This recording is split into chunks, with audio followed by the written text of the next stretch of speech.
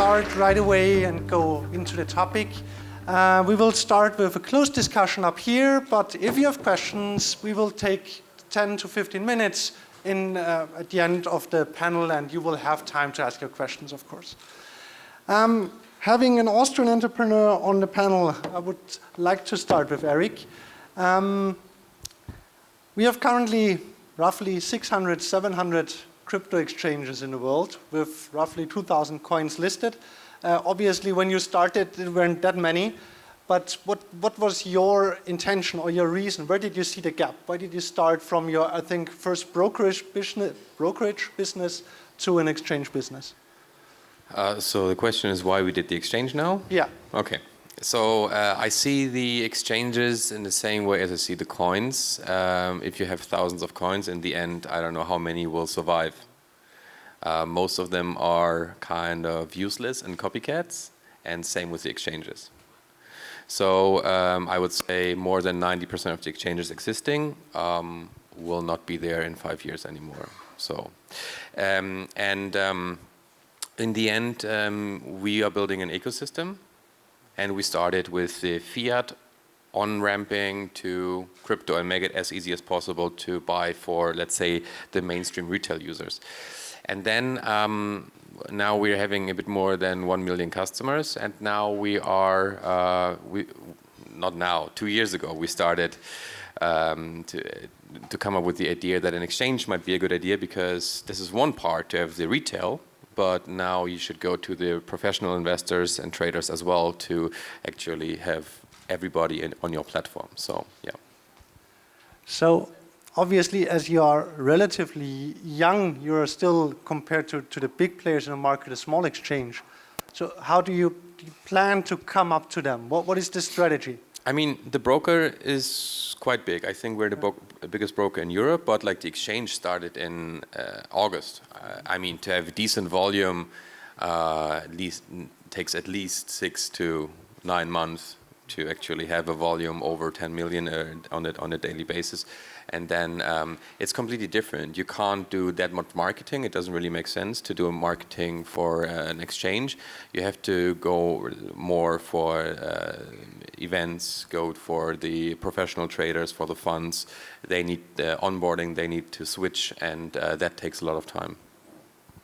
So, thank you. Jovan, are you afraid of the young, smaller exchanges coming up to the big ones like YoKeCoin? Maybe if they pass the microphone. Yeah, you have to. Sorry. That's a good tactic right there.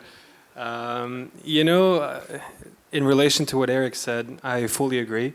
We're one of the players that's been around since the very early days. So if I can take you guys back for a second, we've started in 2013.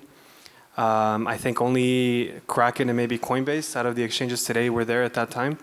So we've seen the swings in the market. We've seen all the patterns that there are.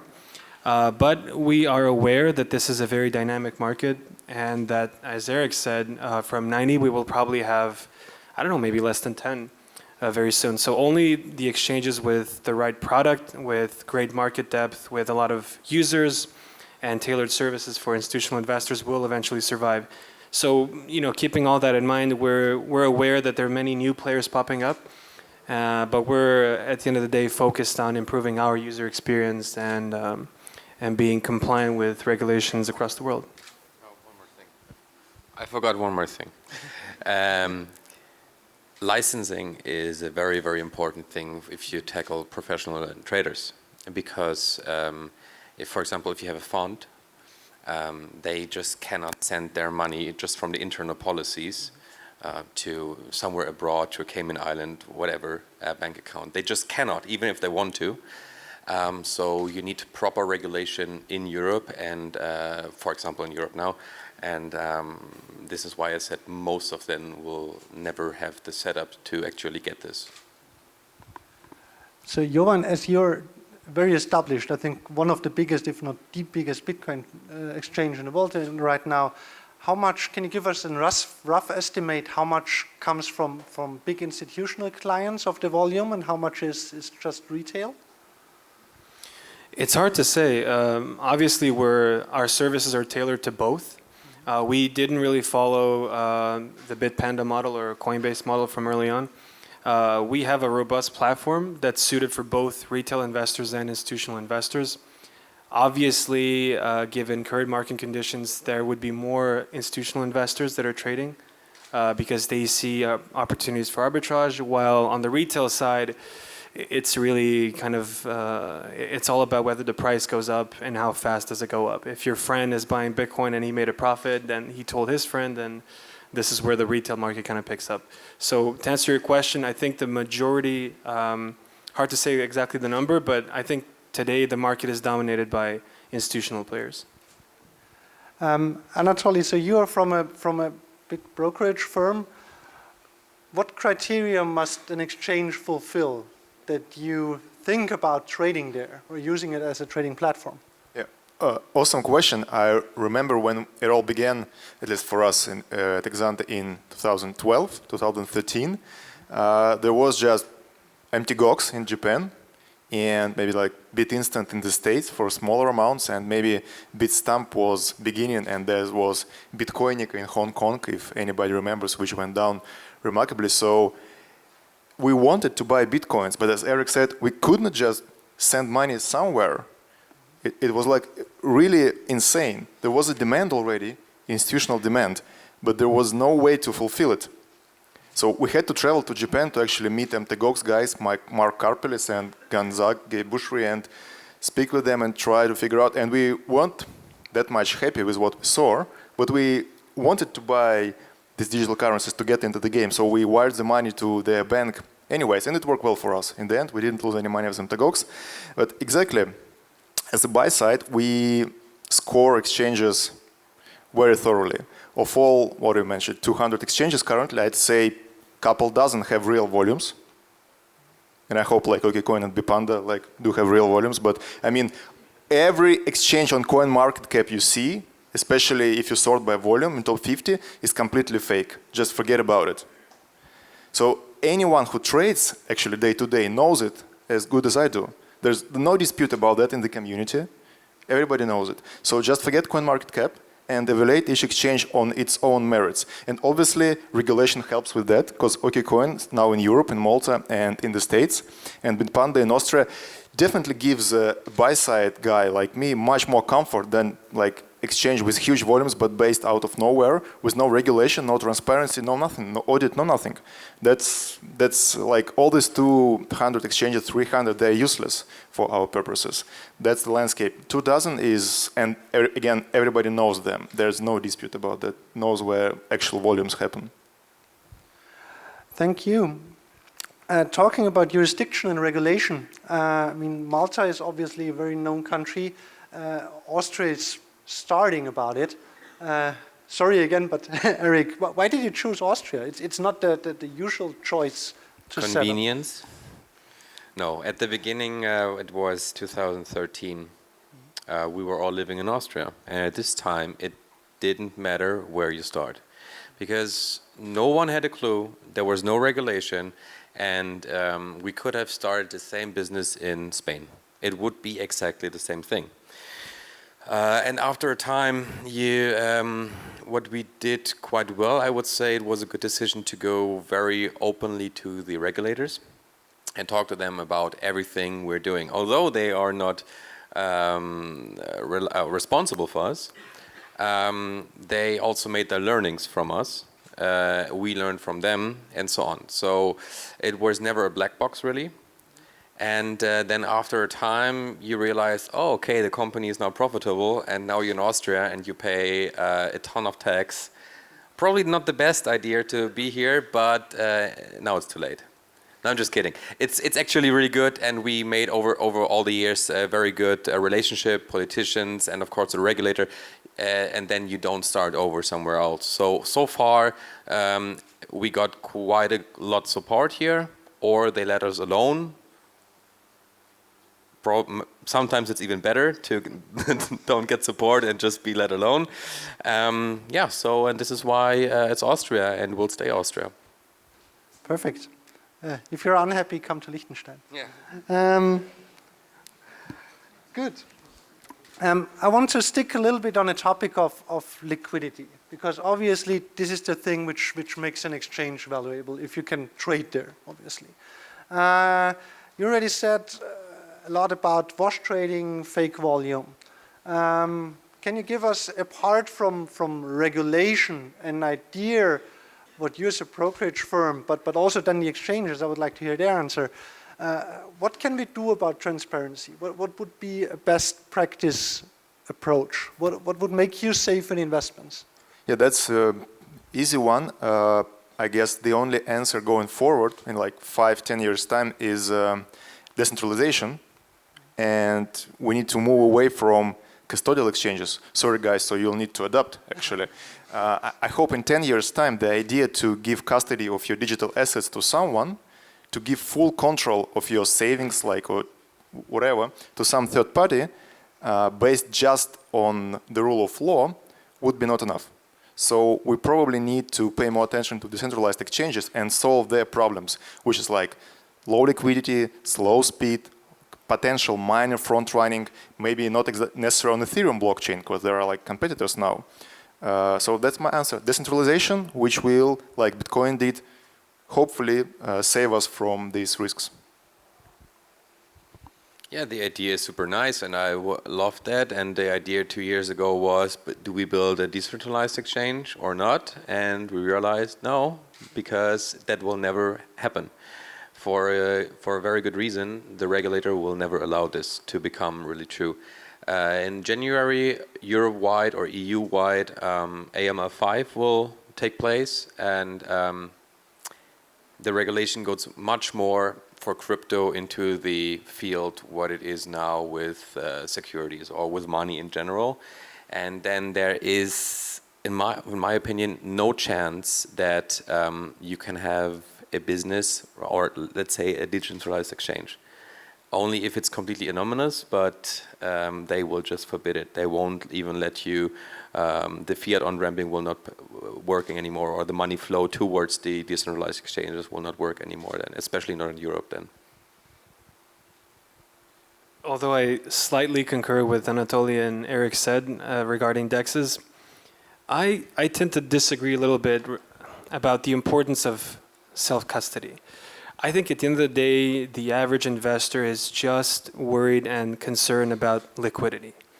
And whether he or she can go on the exchange, place an order, pass KYC very fast, deposit the funds, and the trade gets filled in a matter of seconds. I think that's the most important thing for most investors. And I think even early on, I mean, this might sound crazy, but a lot of investors and a lot of retail users have assigned a certain level of probability that a lot of these exchanges are not really technically safe. The custody is a little clinky, but they know they open accounts with 10 exchanges and they, at the end of the day, bet on the ones that they have the most faith in.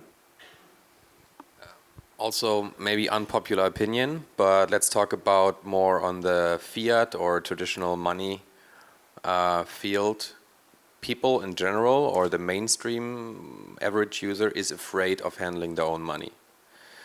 So why we have the money in the bank is we do not have, or we're not responsible ourselves for it. So imagine you would have all your euros by yourself. Many people would probably not sleep very well, and you have to take care of it on your own. So crypto is very niche product still, and they are very tech-savvy people. And I'm completely fine with handling my own funds. But if this ever, like digital assets will become more mainstream, I don't think most people would like to have the responsibility of being responsible for their own funds. But this does not necessarily mean that the funds have to be held by the exchange, right? No, absolutely not. And they're already starting with licensed custodian models, and there are big players already offering custodian services. They are currently just focusing on institutional customers and not on retail customers, plus it's very expensive. Another aspect of liquidity, of course, on traditional financial markets, you have market makers. So people driving the market, providing liquidity. This is obviously not so needed if you have already a liquid market, but on those which are just on the edge, it would be very helpful. On your exchanges, the first question is, are there any professional market makers already trading? And the second one is, have you thought about something like automated market maker mechanisms? So like, shall I start? I mean, everybody should. Yeah, no, everybody should take this, I think, because I'm interested in your how you're doing it. So so for the start, if you build a completely new exchange, you cannot expect volume from the first day. That's clear, and you cannot have volume if you don't have liquidity in the order book. So we are paying professional market makers to have a liquid order book, so people can actually trade if they want. So because it's like chicken egg. Yeah, this is why I have the power over the microphone. So no, it's first liquidity. Liquidity is the absolute base, and there are a lot of different companies around the world, really professional market makers that are not only in the crypto space but offering this for traditional or stocks or financial markets, and they are now also offering crypto market making. Yeah, in addition to the chicken and eggs situation, I think it's very similar to traditional financial markets. You need to have market depth. You need to have the ability to fill the orders of your clients in a matter of seconds. And this is what, at the end of the day, is your competitive advantage as an exchange, as a marketplace, as a place where buyers meet sellers. So in order to facilitate that, you obviously need support from market makers. No shame in that. So. No, of course not. But in terms of automated market makers, anything up the road? So like an algo market maker? I mean, there's a lot of market makers that have different strategies. There's a lot of market makers that implement different algorithmic trading models. If your question is, do we have our own market maker that's basing their strategies on algorithms? The answer is no. But there are a lot of market makers out there that have similar structure in place. Thank you. Maybe also interesting for a lot of people in the audience is, what are the criteria? When do you list a coin? Except from paying the fee. I have the microphone power now, so I'll take. And I can speak only for OKCoin. We do not have a listing fee. We're not pursuing any type of project that resembles projects during the ICO craze. I think we look at we have a designated team of people that look into this. So there's 40 people that are, their only duty is to research tokens, research projects based on interest, and evaluate the white papers, evaluate the credibility of people that are running those projects. Have these people been building companies in the past? If so, successful or not? And ultimately, does a token or a project solve a real-world issue? Is there, utility behind it? So a combination of these factors kind of determine whether the project is a good fit or not. All right. So no listing fee or something. We're not Binance, so we do proper business. Although I'm jealous about their volume. And so what else I wanted to say about this? So we have only top 30 coins right now, or nearly all top 30 coins. 100% not Bitcoin VS or all the other scam coins or something like this. So this will never happen. So we have like a quality criteria, but you need markets that are very liquid. You need other exchanges where it's proven that there's decent volume, that people are actually trading this, a decent community is behind it, and it's not just a bandwagon project like in late 2017 where every week something pops up. So it's a lot of research as well, plus something that is already established. Thank you. I can. From the buy side, I don't have a token to list, but we were invested in some projects that were trying and successfully to get listed on some exchanges over the course of the last, say, 3 years. And I think that's a great differentiator right now. If an exchange approaches you and actively solicits listing, like asking for a fee, you shouldn't probably do it. Like if it's a proper exchange, if even Bitfinex, even Binance, and like definitely OKCoin and Bipanda, they're not gonna list you just for the fee. And in fact, if they like the project and feel that it will bring volumes and liquidity, they will list it without a fee. And I know it for a fact, like firsthand. Yeah, that happens. So any exchange that is still in business of getting fees for listings should clearly be avoided. That's really easy distinction these days in 2019. Thank you. So leaving liquidity and coming to another topic, maybe also important, very current financial derivatives on cryptocurrencies are coming up on exchanges, right? So obviously derivatives are used for three things. Two of them are good for the market and one is not bad, but risky, obviously. So arbitrage and hedging is good, but speculation can be good and bad. So how do you think about introduction of derivatives? And I will bring two counter arguments. One I've already said is it might increase speculation even more. And the other is obviously when you have something like futures, this takes away even more trading volume from the underlying. I mean, you can now buy a Bitcoin on the future or you can just buy a Bitcoin. But you don't do both at the same time. Maybe you just start. How do you think about derivatives, especially in the short run? I know it's an unusual question, but yeah. Yeah, sure. I love derivatives. My trading career started in 2007. We traded derivatives. Even before cryptos existed, we traded regular markets. So when CME, actually CBOE first listed Bitcoin futures, end of 2017, we were among the first firms to actually place trades. I remember that night, like from Sunday to Monday, right? Everybody was super pumped, super excited. Bitcoin was reaching all-time highs. And then, like, we all know how it ended.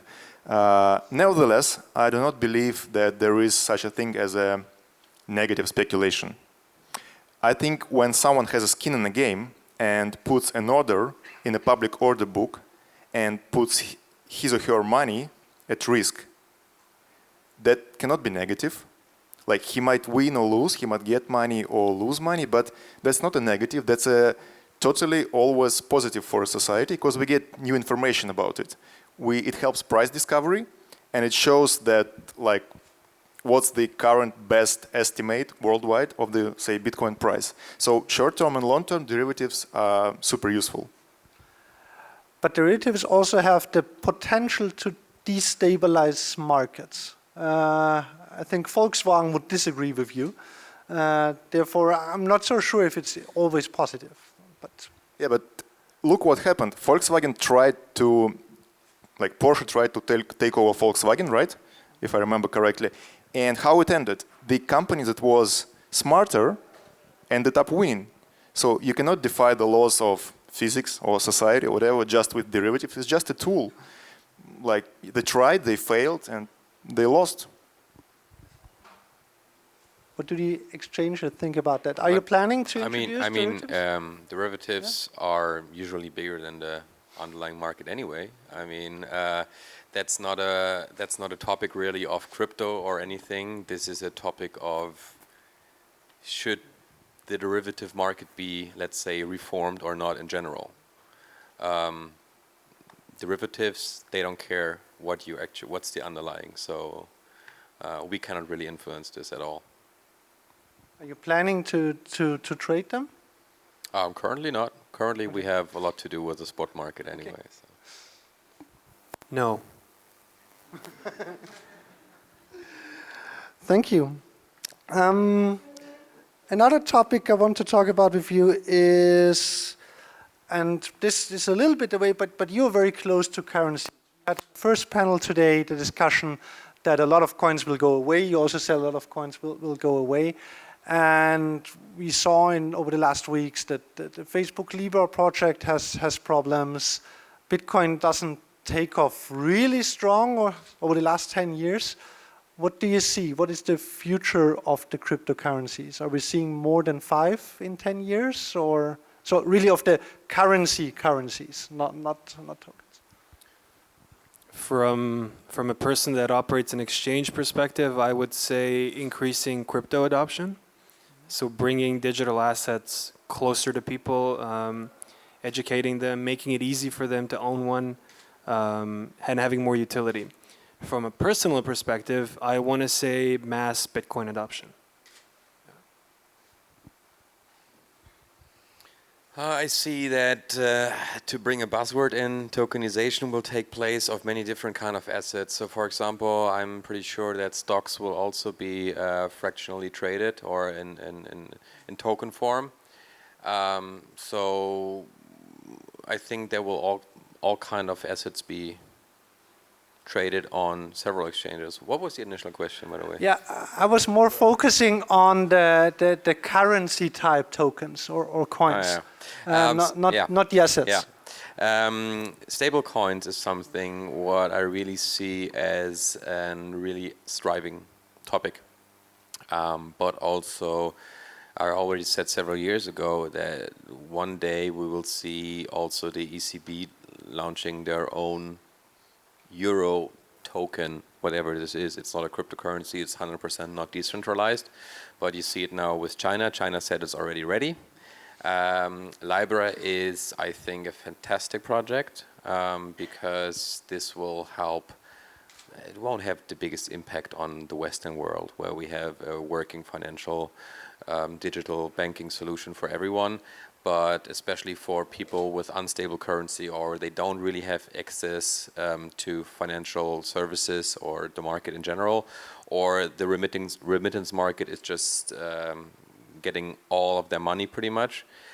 For them, Libra is just perfect, and because it's more, I describe it more as an ETF coin. So it's a basket of different currencies, for example, and bonds. So I think it's a great thing to actually own this. I would own it myself a lot. So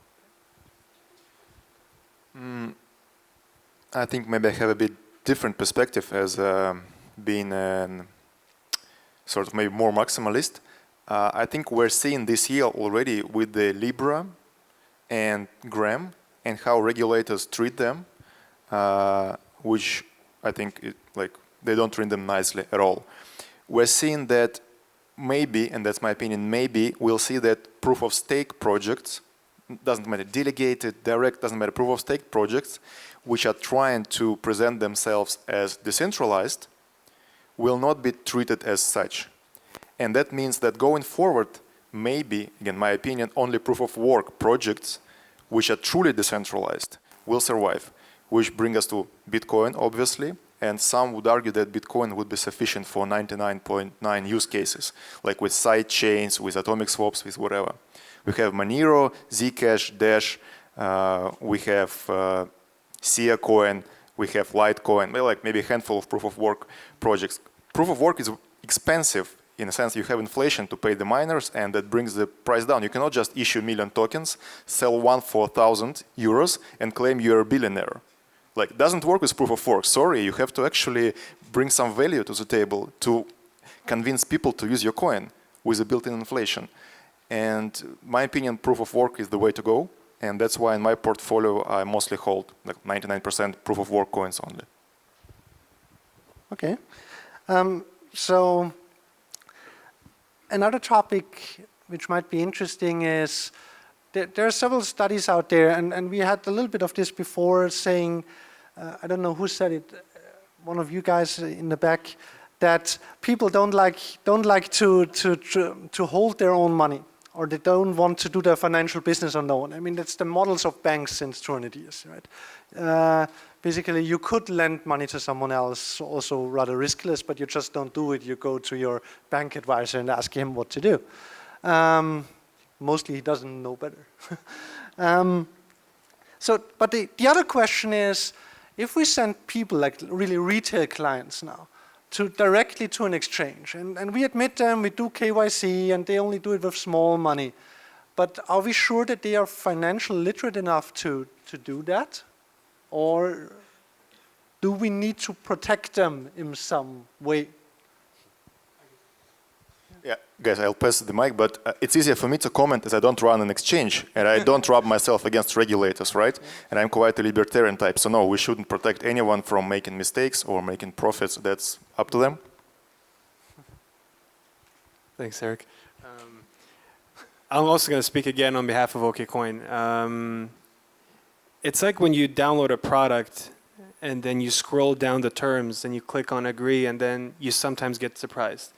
If you sign up for an account on OKCoin, there is a little box that says, I have read and understood the terms of service, the risk and compliance disclosure, and the privacy policy. So if a particular client is keen to be educated on the risks associated with trading on our exchange, he or she has the ability to do so. Simple. If I just compare buying, for example, on our broker service Bitcoin to going to a bank advisor and asking them, what do I do with 5,000 euro? 100% this should be avoided at any time because it's super untransparent. Then you sometimes have an actively managed fund that is putting money into another actively managed fund and you're just like getting ripped off completely. So this is why I always say bank advisor is not a bank advisor, it's a salesman. And also, where do you draw the line? What is allowed then? Is it, do we have to do an IQ test now to actually allow people to, you know, but I mean, if you're 18, try your luck. But in general, we should teach at school different things. For example, fund management, being responsible, long-term thinking, and so on. So I think this is a general mindset that should be taught at school about taxes and so on, and in general what to do with money, how interest and so on work, how the financial market and the stocks market work. So this should be done at school, the basic form of it, and I think you should always only buy things you understand fully. This is why I think bank advisors shouldn't exist anymore.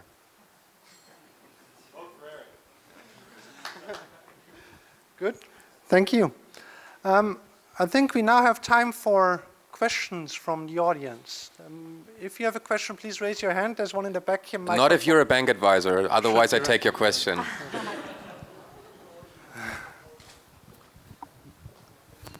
My question goes to people now calling for a digital euro. I don't like, what is your opinion on it? For me, the euro is already a digital currency, and the US dollar as well, because how much money that we actually have is printed. So all companies are basically using digital money, digital currencies. I mean, it's not decentralized and it's not a cryptographic currency, but like, what is your opinion on that in terms of, do we really need a digital euro? Since Libra would be a global currency that enables everybody, and digital euro or digital USD, I mean, basically we already have it, in my opinion. I would just answer first. For me, a digital euro, let's say a euro token that doesn't exist yet, would be just another form. So before we had coins and then paper and then credit cards and so on. It's more digital. Now you just have some numbers in your app.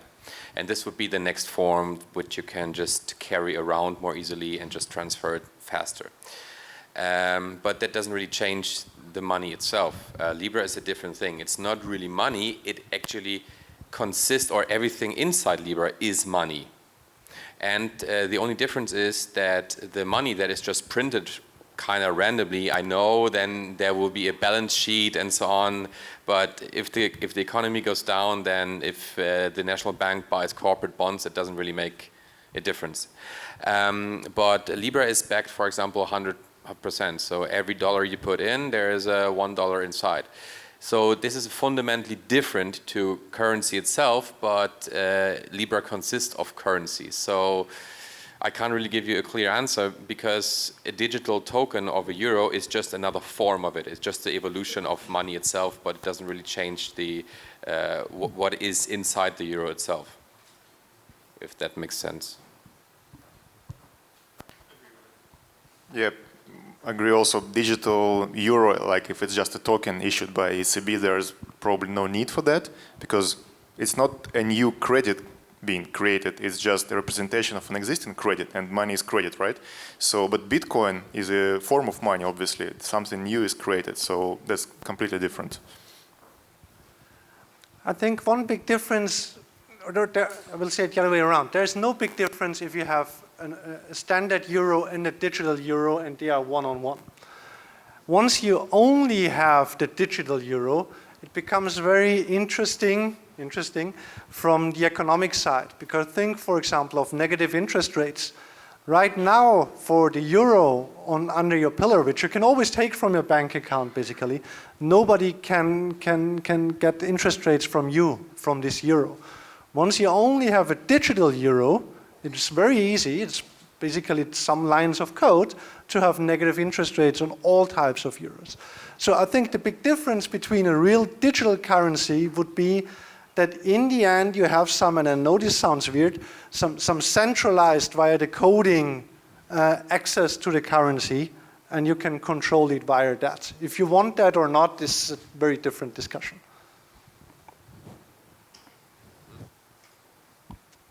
Any other questions? I saw one arm over there. Yeah, here I have the mic. Yeah, thank you. So one question for the exchanges. You are working now in an unregulated environment still, yeah? Can you estimate how much from your volumes until now was used for money laundering? So we have received the PSD2 license in March. And the thing is, I think even in 2014, when we started from the beginning, we did the KYC in banking standard, although we didn't need to. We still don't have to do it. In January, everybody has to. But for us, nothing changes because we're doing this for years. So I would say if everybody wants to do money laundry on Bitpanda, that would be ridiculously stupid. I mean, because you have to fully KYC. There are still other exchanges around to do this. I guess I should answer, yeah. I mean, in your question, you said that we operate in unregulated markets. I guess, you know, not everyone does their due diligence before a panel. We're licensed by FinCEN in the United States. We're currently also under a transitory provision by the Maltese MFSA. All of that, you know, enforces us to be compliant with the local regulations and have strict AML and compliance programs in place.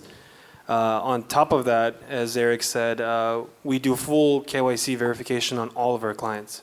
So I think that should probably answer it. Other questions currently? I would have a very, very last question. Maybe Jovan, you start. OKCoin and OKX, you kind of split the business. And as far as I understood, into a fiat crypto and a crypto business. Do you think that, so what was the reason for that? That's the first thing. And the other thing is, do you think that this is the way to go to have more specialized exchanges? Or do you think that one big exchange doing all the stuff is the way to go? Good question. I think this is the common misconception in the wider crypto / blockchain sphere or space, is that OKCoin equals OKX. The two are completely separate exchanges. They have separate liquidity pools. Truth is, OKEX did emerge last year when OKX was also operational. However, OKX is only focused on the pure crypto side as well as the derivatives. Because at that time, we foresaw that there's a huge probably demand for purely crypto-based products. But the intention is to treat those two completely separate and have separate strategies, a separate market segment, and a separate target customer. So the idea is exactly to specialize on the markets. Well, yeah, I mean, I can't answer because the two companies are different, so I can't right now speak on behalf of OKX. The strategy for OKCoin, at least, is to be fully compliant with every jurisdiction that it operates in. Have solid banking partnerships to allow smooth deposits, of course, and remain competitive in the fiat crypto on-ramps and off-ramps. Okay, thank you. So Eric, I think you offer both, so fiat and crypto pairs, right? Yeah. Are you planning to go on with that, or where do you see the future? So I can just let me say translate the answer. It's the same what Binance does. If you just have crypto, you're fine. You know, for most parts of the world, you can pretty much do whatever you want. If I would have the same size as Binance, for example, then I would do the same. Then I would say, okay, let's do a new entity and try to tackle the euro market or the fiat market. But we keep it completely separate because we don't want the regulator to touch our business, because then our volume just goes. And so we don't have this from the beginning. We put everything together. This is what I said before, ecosystem. And you can just switch from your broker account, from your platform to the exchange, trade there and so on. So it's relatively similar to what Coinbase does very well in the US. Thank you. Want to add? I also have a perspective. Again, might be easier for me to speak as I not running an exchange actively. It looks like that this setup, when there's an unregulated crypto-to-crypto exchange and a very regulated, or like to the extent possible, sort of exchange where you can buy cryptos with euros or USD or whatever, I think it also might end, because the regulators will see that it works like this. You send euros to a regulated exchange, you buy Bitcoin or Monero or whatever, transfer to unregulated, and you lose it all like scalping shitcoins or whatever. So they're like separated, but that doesn't help to achieve the goals regulators might have in mind. Like the setup is totally fine with me, obviously, but for the regulator, it doesn't matter if like the guy can enter this unregulated exchange, while a regulated one, they're not going to be happy. So let's see how it works out. Thank you. So I think our time is roughly over. Thank you for your participants on the panel, and I give to Holly. Great. Thank you so much, gentlemen.